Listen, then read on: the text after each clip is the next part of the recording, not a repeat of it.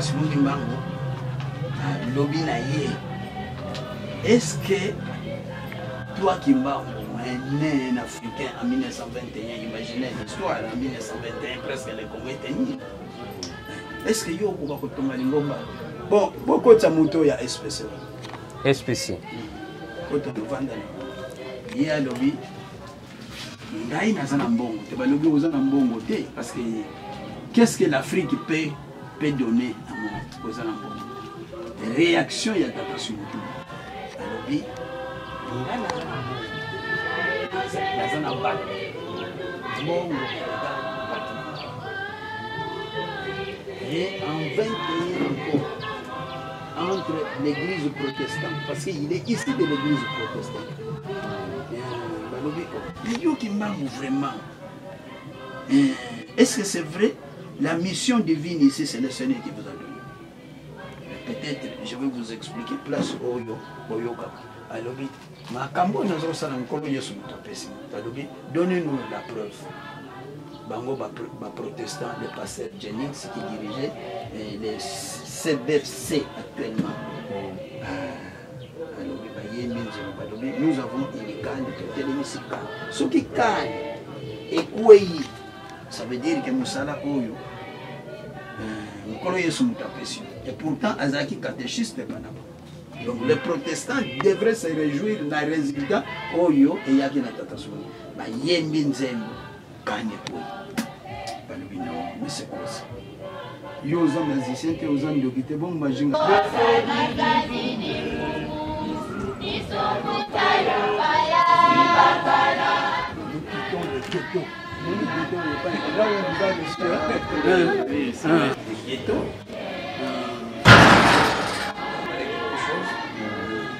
Ici, c'est pour les sociales.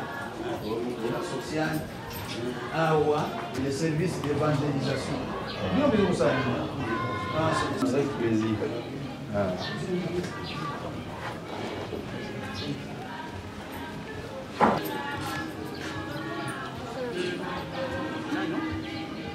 Papa, c'est pour ça. Soyez les bienvenus. Merci beaucoup.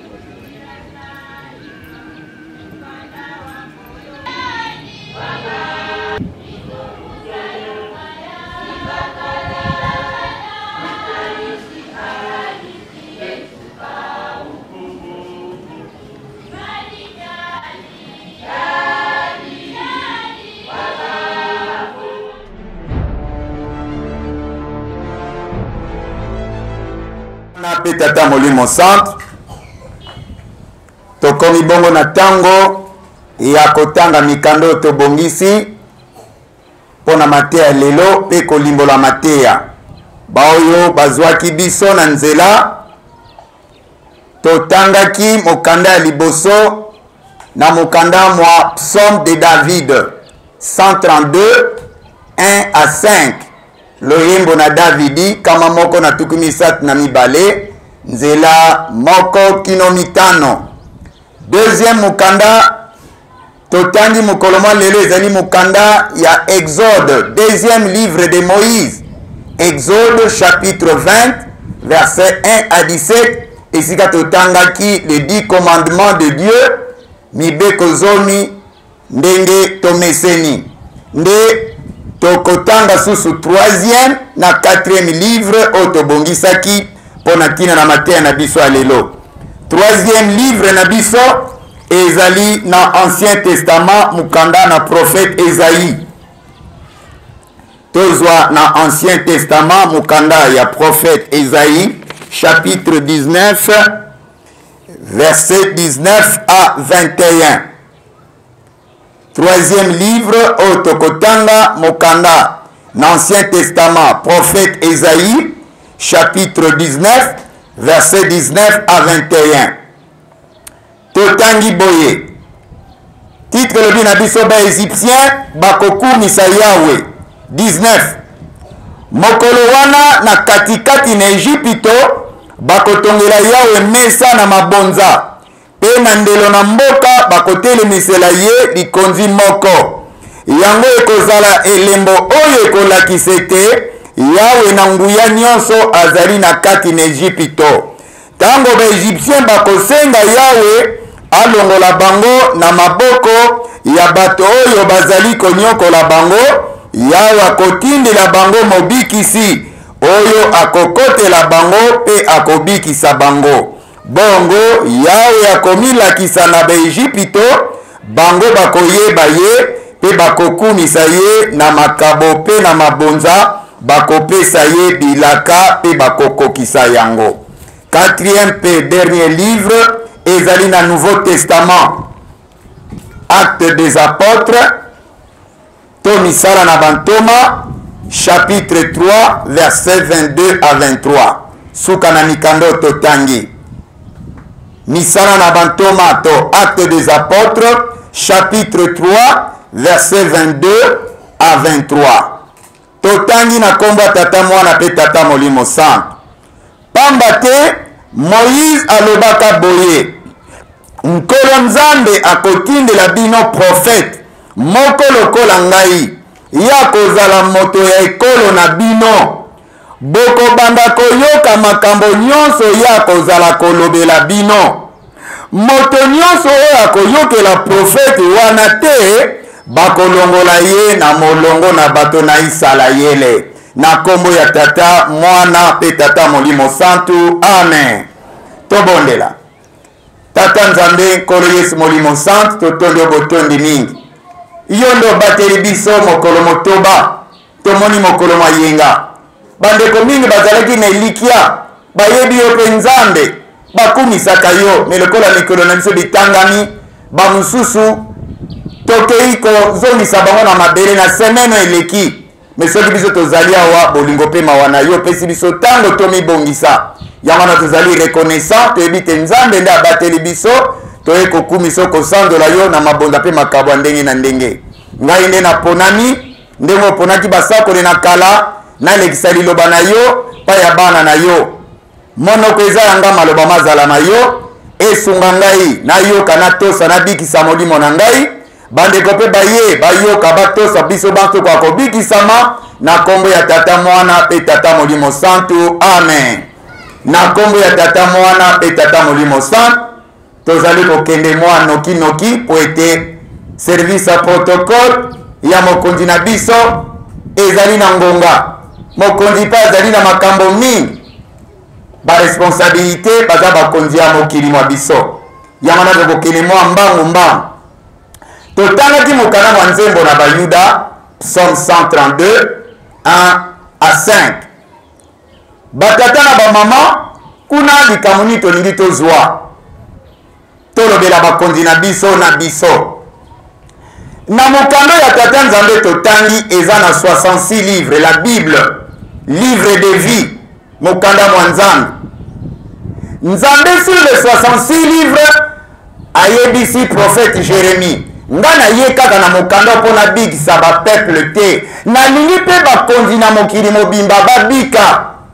Nga ayebisaki Jérémie koma balivre de roi, un roi na deux rois. Mpona nini? Nzambe alingaki bakonzi ya mokili mobimba batosa ye po ete ntango bakozwa mosala, bakozala baroi, bakozala baprésident, baministre, badepute, bref bagouverneur na mokili songolo pakala, babanga nzambe po nzambe akota kati na bango lokola le pouvoir vient de Dieu, badirige ndenge na bango te me badirige longo na nzambe po ete mikili bango bakotambusa ezala na kimia pe ezala na bomengo ezala malamu parce que bakonzi wana batosi pe babangi nzambe.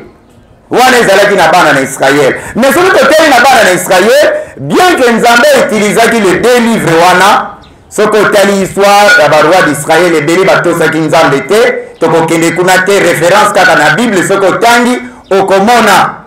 Mais soki tozwi Psaume 132, témoignage ya un roi d'Israël.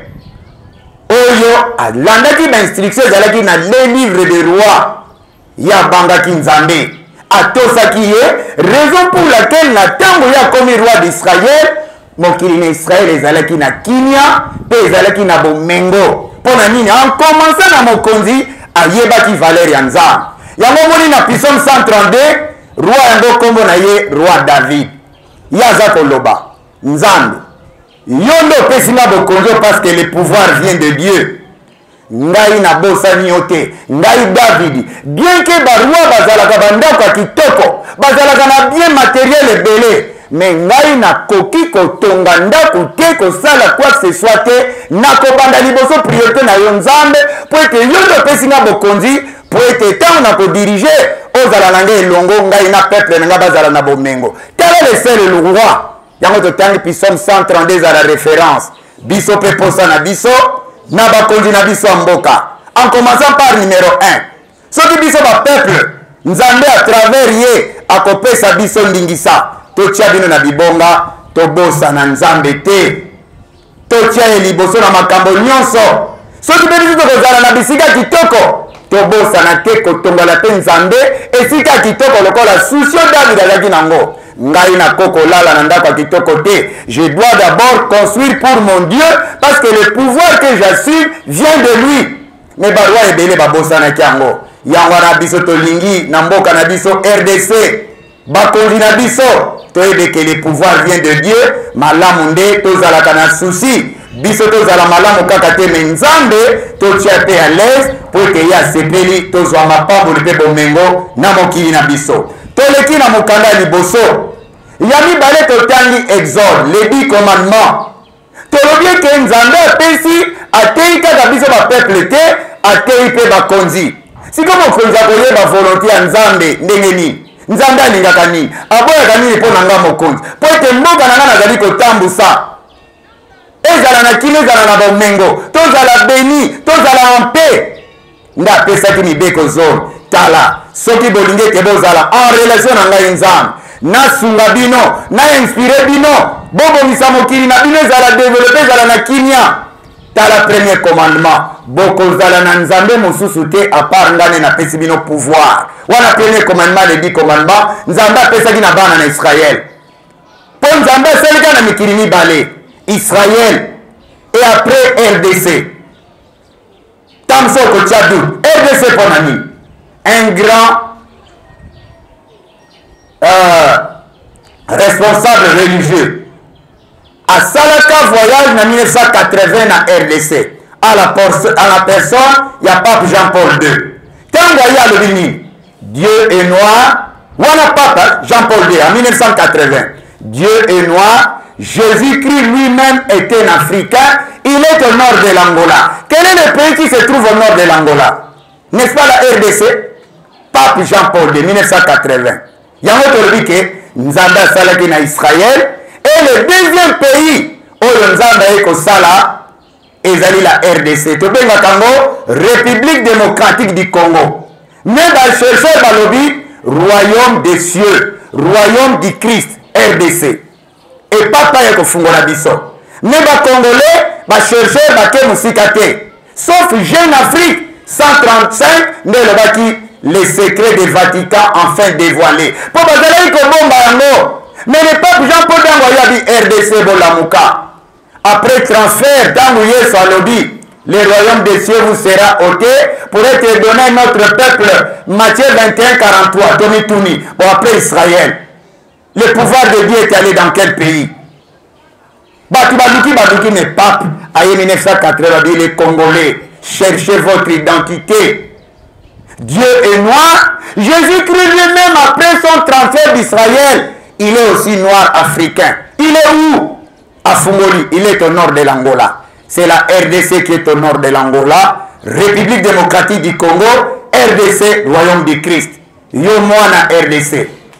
Oyebi ke nzambe azali kati na yo ya wana pesi ko bana biso bakonzi mobeko tobosa na ye nzambe wana te. Premier commandement tozwi susu quatrième parce que ezali 10 yo kotanga kolanda mosusu biso tozwi kaka moko alobi soko oyebi ke mokili yo vandi lokola Israël ezali ya nzambe kozala na banzambe mosusu te à part ye.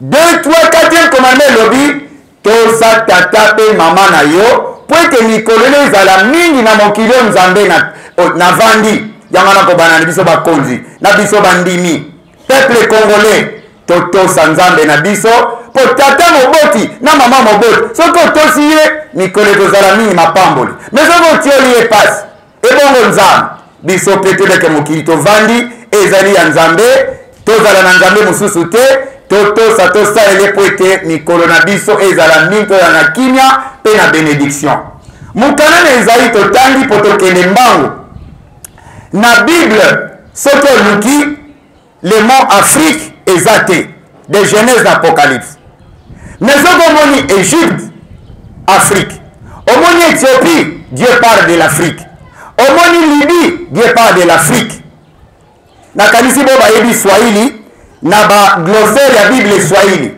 Égypte ya swahili babengi Misri soki otali na explication balobi muji ya batu nyeusi le pays des noirs Égypte c'est-à-dire na mokana wana Esaïe Dieu parle de l'Afrique Esaïe d'abord na bao bayekoli le mot Esaïe veut dire Dieu sauve nzambe abikisi Esaïe le mot Esaïe alors ye Esaïe ye wana nde aprofite eza ke nkolo yesu akoya na Esaïe 7:14 tomoni na bayuda ntango akei kuna parce que biso tokamoka oyo basambelaka mutu oyo boye na boye me nzambe azali nini soki okei na Genèse 1:26 créons l'homme à notre image et à notre ressemblance tosala mutu na lolenge na biso azala na elilingi na biso bon biso toza na matoyi tozali na miso tozali koloba mais maintenant nzambe akeli biso azali ndenge nini aza nzete aza libanga po alobi créons l'homme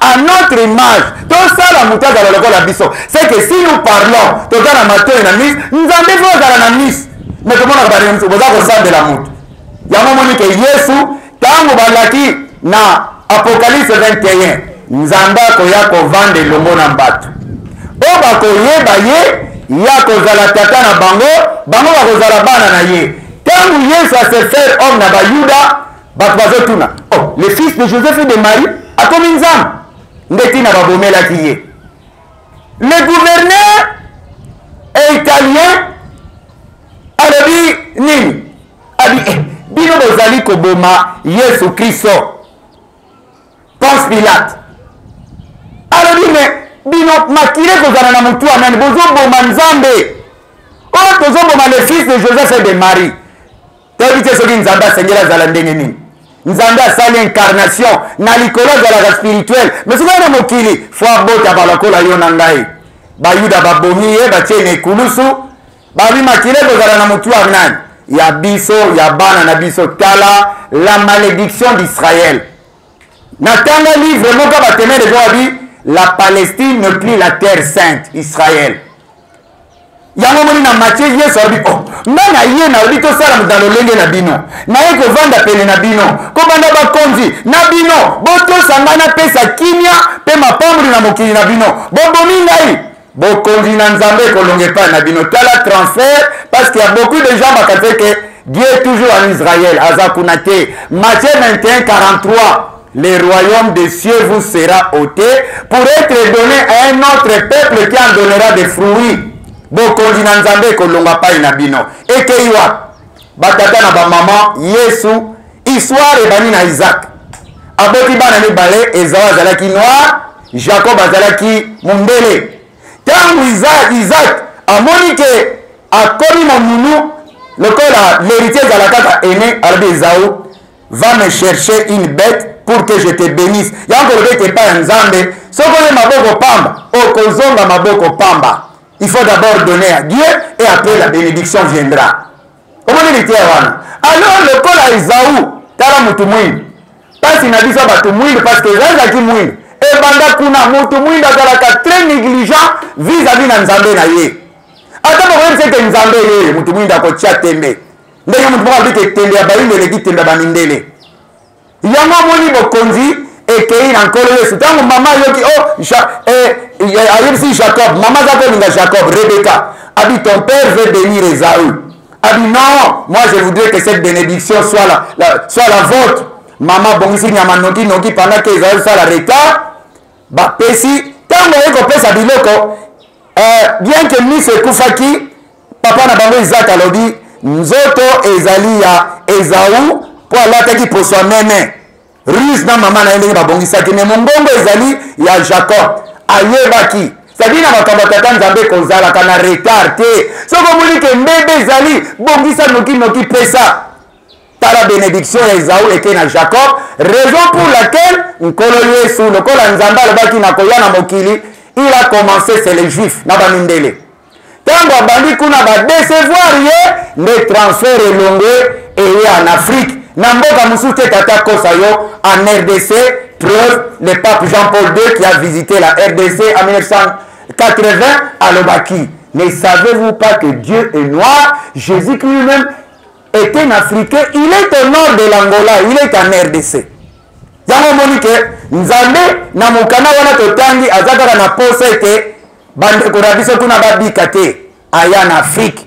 Po abiki sape biso ba Afrique. What? Alobi toko tangi na 19 habitala. Bien que le bino batu mwindu Égypte mboka ya batu mwindu bozali ko souffrir mais ngai nzambe na ko susciter un prophète katikati un sauveur katikati na mokili na Afrique comme j'ai sauvé Israël na sauvé pe bino. Bon, quel est le pays qui se trouve au centre de l'Afrique? L'Égypte. Katikati na mokili na Afrique. N'est-ce pas la RDC? Royaume des cieux. Royaume du Christ. Yo bakate. Yango batata na bamama nzamba pesi biso mokumba tolakisana na tanga di mukanda moko babibe mais les kimbandistes n'est pas que leur temps à jouer la fanfare au lieu de nous dire certaines vérités qui est dans leur église. Yango na biso pe to bombité mokili na Égypte l'Afrique confère pape Jean-Paul II 1980 bo yebite bino bozalaka sima na baninga mosusu bino pe nzambe atindela bino oya bino Afrique luka ye kumisa ye sanzola ye tosa ye po ete mboka na ezala na kimia mpe ezala na mapamboli nde toke koshite na mokanda mwa acte des apôtres kuna ezalaki prédication ya Jean na Pierre baza kotia les Israéliens tala erreur bakoko na bino basala mais nzambe kobana na mokanda na apocalypse alobaki akouta na likolo to akovanda elongo na bato bino bolobaki mwana Joseph na Marie c'était Dieu parmi vous bana baisraël babi sikoyo tosalami qu'est-ce que nous allons faire parce que nos pères ont péché tala bino lelo convertissez-vous parce que Moïse nde toke na 22 avait dit tala dans toutes les nations du monde Dieu ne vous laissera pas orphelins. Il choisira comme moi Moïse israélien pour sauver les Israéliens. Vous aussi, quel que soit votre pays, Dieu suscitera un prophète. Quel est le prophète? Oyo, depuis 1921, depuis Bamindele, de coloniser Bisso. Oya sali makamonda kokamwa. Na évité. Ce que le Bisso le contraire. Alors, bino bolanda bilanda landa te. Wana par exemple, okomona likamwana et la kapo na bisote. Ce que na Moyen-Orient, okomona mutu babenge Muhammad.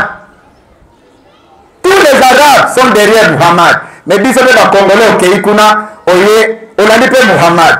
Aza mwana na mboka na yote c'est la Bible. Okei kuti Bouddha. Kuna na Asie. Okei pe kuna yekoni kelasi ngana za bouddhiste. Non, aza mwana na mboka. Lisez très bien, comprenez la Bible. Yes, le Seigneur votre Dieu, c'est Jésus-Christ. C'est pourquoi vous êtes aussi l'Ingomba, Église de Jésus-Christ sur la terre, par son envoyé spécial Simon Kimbangu. Yewana ne mwana na mboka, on kole satimba ki l'Ingomba parce que nkole yes, atindi mangomba partout. Ce qu'on en Allemagne, on écoute Église protestante, créée, fondée par Luther. Ce qu'on a à Rome, au moins l'église catholique, fondée par les catholiques romains, c'est pour les romains. Ok, qu'on en Amérique, au moins Branham, c'est pour les... Parce que nous avons dans le lobby. Oh, bazaba raciste. Non, nous avons qui batu na batu, bazala na particularité na bango, bazala na spiritualité na bango. Mais biso ko defa defa baninga. Nous avons ko zala na banzambe mususu te. Ya wana biso batata na ba maman, c'est une occasion. Mokonzi na biso aye délégation ezali biso pe toyebete nzambe nde apesi biso lingomba na nkolo Yesu bino ba-africain ba-congolais au nord de l'Angola. Je ne vous ai pas oublié bino pe bokozwa lingomba ya ngai nkolo na mwana mboka Simon Kimbangu depuis 1921 100 ans tala ba-congolais tala ba congolais tozio ya biso représentant nkolo yesu awa metala yango namoni toke siko conséquence crise spirituelle origine ya crise spirituelle yango kana biso soki oke na 23 otangi très bien po toke mwamba alobi ntango nakotelemisa profete wana ngai nkolo yesu na mboka songolo pakala mwana mboka oyo akolanda ye te akozwa elakeli. D'où vient la malédiction congolaise? D'où vient la malédiction africaine? Tala, c'est biblique. Nzambe aponi tala mutu bokolanda lokola Moïse bandeko bazwi Bouddha bazwi Muhammad bazwi Luther na Allemagne mokolo Luther abotama c'est une fête. Mutu akendekende esika te. Ok, na Malawi, il y a un pasteur qui a prêché pour la première fois en Malawi. Ce pasteur est honoré. Est-ce que biso? Papa Simon Kimbangu Lingomba nezali 100 ans. Même date de naissance est fait à Kango. Lobi mokonzi mboka tango ake a réfléchi atali oui na kozonga lisusu. Je demande au président de l'Assemblée et président du Sénat bozwa note le jour du 6 avril 1921, Papa Simon Kimbangu, au nom de Jésus, avait fondé l'église Kimbangis. Cette journée est désormais fériée. Depuis 1921, na 134. Maintenant, d'où vient la malédiction congolaise et la malédiction africaine? Est-ce que, parce que Bible est lobby, dans la côtine d'ailleurs, boba koto sayete, kobanda ba candidat bino, kine kozalate. Yako batata na ba maman poto chité, maman na likambo, les secrets de la bénédiction et de la paix au Congo.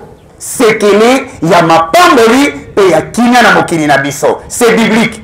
Bandeko ba bouddhiste balandi tala l'Asie. Parce que Bible bazo créer les Chinois. Parce que bazo simaya oyo nzambe atiaki bango. Comment on va continuer bandini balandi. Prenons le cas à son âme au président Kadhafi. Partout dans l'Afrique, en Afrique, c'est comme vendredi à la mosquée. D'ailleurs, au Moyen-Orient, dans les pays islamiques, pose à la président de la République ou bien membre du gouvernement. Il faut que les choses à la imam. On va passer les pas dans bango. Le corps en a eu va composer. Tu vas voter. Mais ce qu'on a dit profane, va voter au thé. Talan de bango va tosi l'ilovananzambe et à la bénédiction. Biso dit qu'on nous a bénédiction, c'est biblique. Voilà les secrets de la bénédiction. Est-ce que biso na mokili na biso nzambe atinda mutu na kombo na ete Yesu Kristo? Poto na ndaba minga? Mais ce que dit Moutouango, tout c'est tout ça pour que revienne la paix et la bénédiction au Congo. Na Congo ya tata mwana pe tata molimo santu. Amen. Tout est là. Notre Père qui es aux cieux, que ton nom soit sanctifié, que ton règne vienne, que ta volonté soit faite sur la terre comme au ciel. Donne-nous aujourd'hui notre pain de ce jour. Pardonne-nous nos offenses, comme nous aussi nous pardonnons à ceux qui nous ont offensés. Ne nous soumets pas dans la tentation, mais délivre-nous du mal. Car c'est à toi qu'appartiennent dans tous les siècles le règne, la puissance et la gloire, au nom du Père, du Fils et du Saint-Esprit. Amen.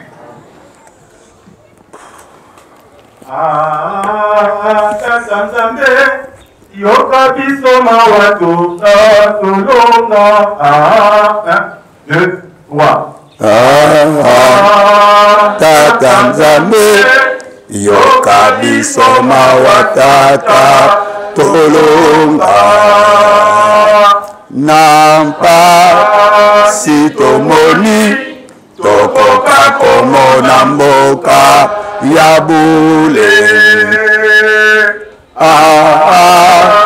Tata Nzambe, yoka biso mawatata tolonga nampa si tomoni tokoka komona mboka ya bule. Mboka ya banjelu biso mpe tokendela yo na kiti ya bokonzi biso mpe tosanzola yo.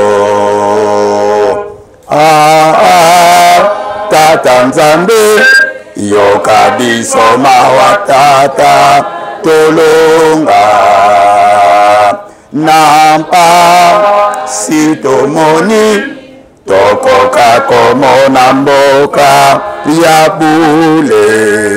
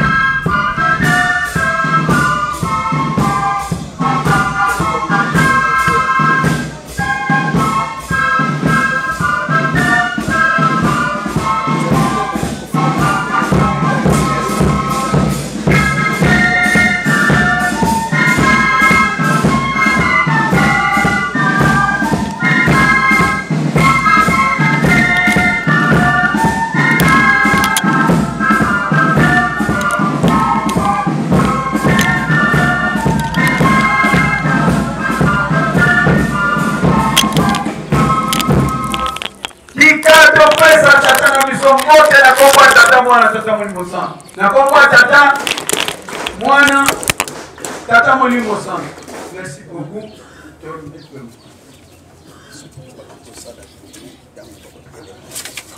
Na kombe tata mwana pe tata molimo santo. Kimbalismo ye. Vraiment esengo eleki. Ne pokonzi baumisaka ete. Baza na makambo mingi bamone baza kotango za biso lekolo na biso. Mwaeto abize na tana ezalite. Ye moko lokola eko découvrir esika bandeko na ye bazalaka. Poto moni ye ezali mwa rare. Alati elama ya bakimaniste. Kimaniste ye! Ala kimaniste pa kimaniste te! Nono apotolo maderi mokozi na bisa kolongo na sapata parti ya porte. Ala kimaniste pa kimaniste te! Atrocité! Aïe papa Simon Dimauta yebiete! Papa lobi okitisa motema. Bokonge la kaka bana nanga mususu bazali banda tangu kokoka bakoya tangu ekokite santelero ye ya solo ndako na yo meme na mamboka na makartier soki mutu akotaka te eza lopango mabe ezoko omoni pai na yo malgré mabe nazangi te mwa moke mutu aye seki eza ndako malamu. Mokonzi programme ezali ya mwakala malgré azali mokonzi monene na mboka na biso ye moko akoya koloba mais malgré bampêchement elekaki na disposer temps lelo abi na kozala na bino elongo lelo kimbangifo ye nga mpe na kolaseni azali moka mwana papa simokima esengo te yango wana tokoabize na temps ya mokonzi te. Tokosenga parce que tozui bakombo na bango te en général tokosenga par mokonzi délégation et accompagner mokonzi na biso papa son excellence Paul Bindu Musambali toseli na bino bonsa par mokonzi na biso kotelema bandeko na bino bakokopesa bino mbote pliki sepelisa bandeko na biso. Vamos para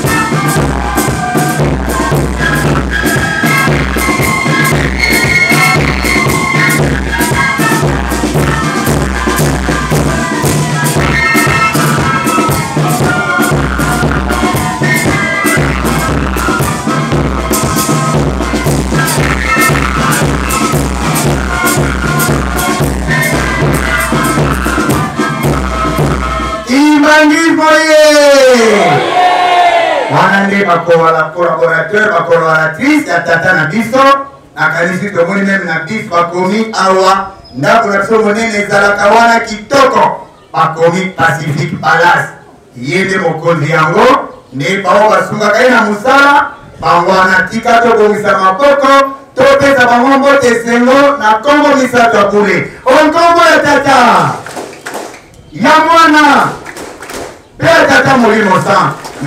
Merci bandeko na biso ovanda na esengo kimandismo ye batata na bamama.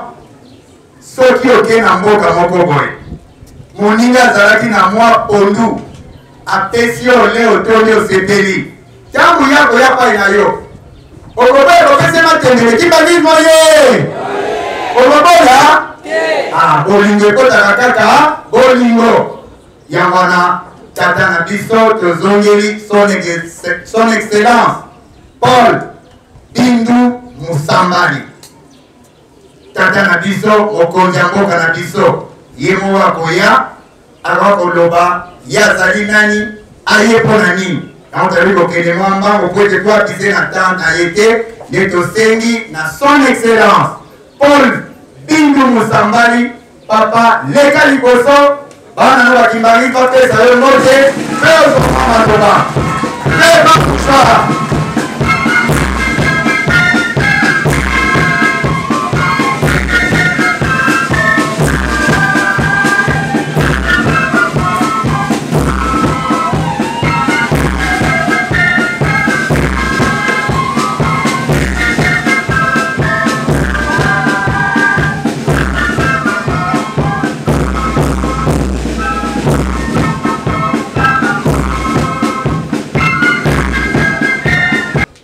Mokonzi na biso mbote na kombo misato ya bule onkombo ya tata ya mwana mpe ya tata molimo san.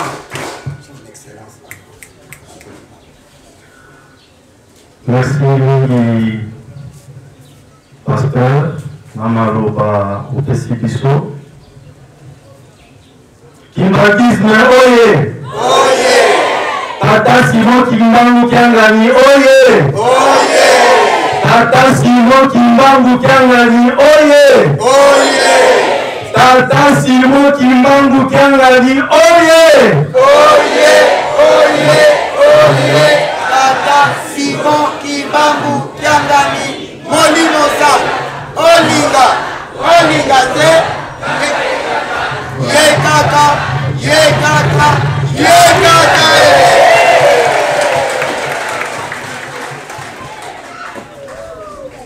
na kombo ya tata ya mwana mpe ya tata molimo santu nazali na esengo mingi ya koya kosambela awa na kati ya lingomba na biso kasi lokola ezali ebandeli ya mbula toza na mbula sika nakobanda nanu na kotombela bino nyonso mbula malamu bonne année meilleur vœu 2022 tika ete tata nzambe asunga biso tozala toujours en bonne santé au courant ya mbula oyo misala na biso nyonso tozali kosala ekende mpe liboso na kombo ya tata nzambe.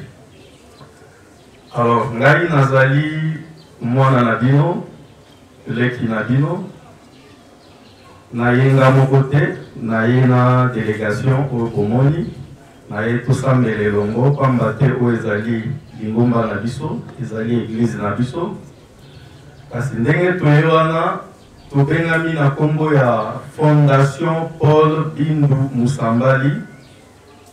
Fondation Paul Bindu Musambali ezali s'occuper na ba œuvre sociale. Toza na domaine ya social, tozali kosunga ba veuve, toza kosunga ba orphelin, toza kosunga pe ba ndeko na biso baza na makama ou babukana. Tozali pe kosunga na domaine ya formation professionnelle. Na domaine ya formation professionnelle, tozali kosunga ba jeune, ba pe mikolo, na koyekola par exemple okumba mituka, na koyekola misala ya couture, ya esthétique, pe misala mingi na mingi. Yango toza kosenga na bino bandeko na biso, boya pe kosadere na fondation o grâce ya nzambe na muke oyo tozali kozwa tosunga na elongo. Alors adresse ya fondation ezali na avenue des Aveugles, autrement dit avenue Terre Jaune, numéro 1, na quartier Moussangu, na commune ya Mongafulu. Donc, il y a des ceux qui ont dit que pour adhésion, pour tous tout ça, la formation en Elongo. Je précise que la formation en Ouezali est gratuitement. Donc, nous avons fait mais condition Ezali aux membres de la fondation.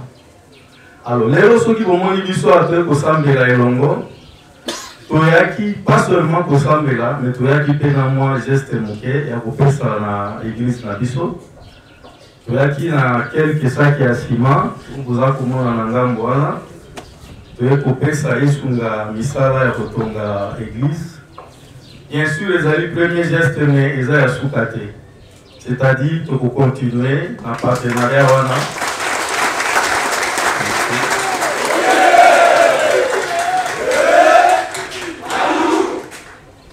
Donc, Nazak Koloba. Kimbagisme oye! Kimbagisme oye! Kimbagisme oye! Espoir du monde, Église universelle. Nazak Koloba, ils ont premier geste, mais ils ont payé à soukate. Donc, il faut continuer, étant donné qu'ils ont une bombe dans Bisso, ils ont une église dans Bisso. Nous avons continué, nous avons œuvre à Boué, nous avons œuvre à Moussou, et à Mike, papa pasteur à orienter Bisso. Alors, si je ne pas et que ça nous s'arrête, pour si je ça il faut quelque chose à accompagner Sima. Il y a un peu de qui dans l'enveloppe, pour y ça dans l'église, et pas papa mon cambi, il y a mon père qui va ça dans l'eau.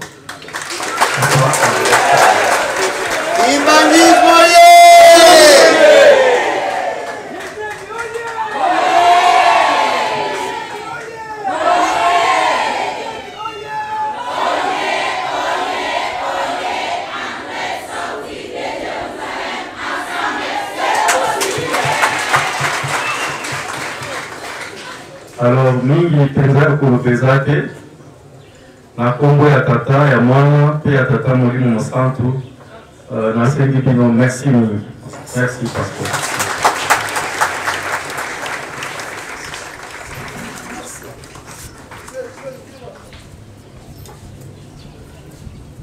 Kimbangisme oye! Oya swakata saliniye! Ebeto bien beto! Yangalala! Kuyenda kwetu seva! Santenaire oye! Na yelipino esengo pembongwana mibukama. Oyeremeso!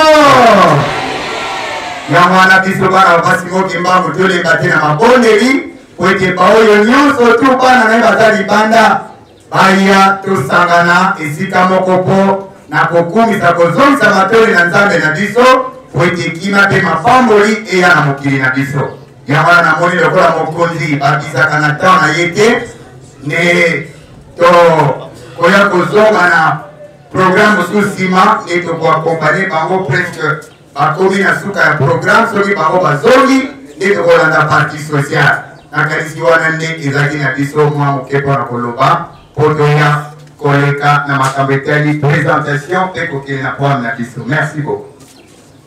Na kombo ya tata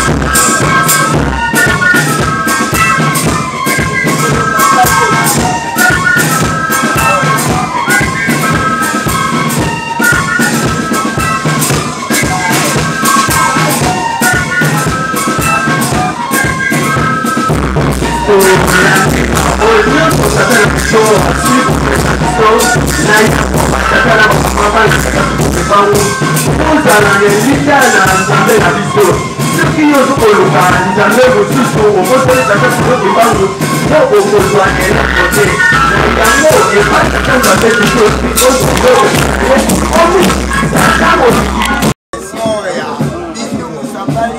L'église Évangeliste offre Merci beaucoup. Merci. Il y a contact, il y a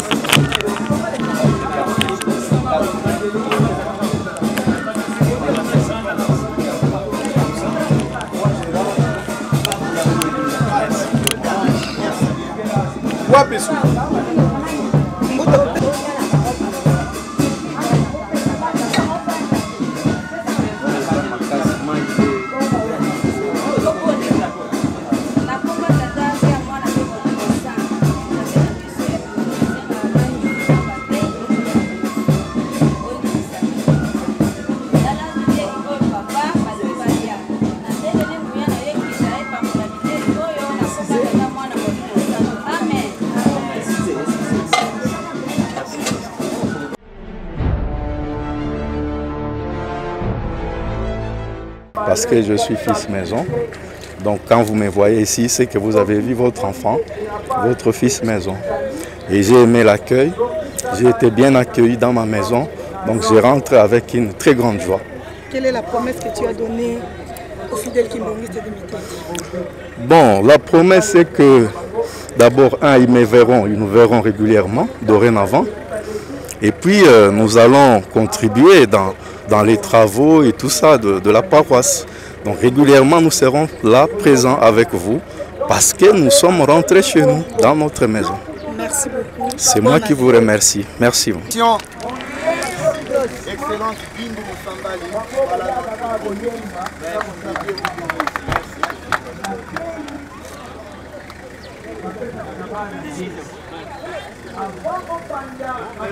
Merci à vous aussi.